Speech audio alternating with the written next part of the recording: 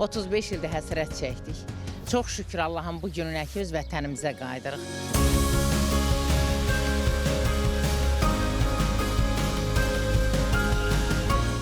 İşğaldan azad olunan Laçın rayonunun Bəylik kəndi yenidən qurulur, həyat yenidən canlanır. Sabux və Sus kəndlərindən sonra Bəylik kəndi öz əzəli və əbədi sakinlərini qarşılayır. Bu mərhələdə kəndə 41 ailə 163 nəfər qayıdır. Gələndə 22 yaşında gəlmişəm, indi qoca gedirəm, cavan gəlib qoca gedirəm.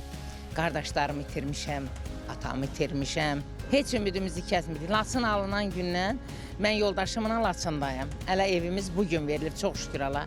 Özümüz orada yer düzəltmişik, yer raxlamışıq, yaşamışıq.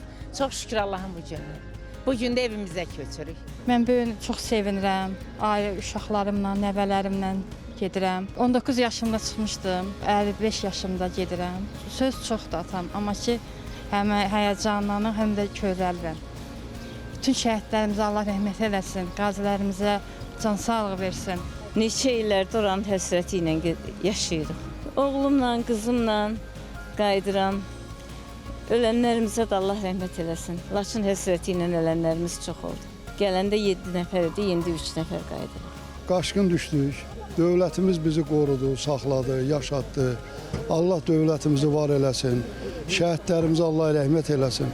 Qazilərimizə can sağlığı, dövlət başçımıza can sağlığı. Bundan da artıq ona uğurlar arzulayırıq.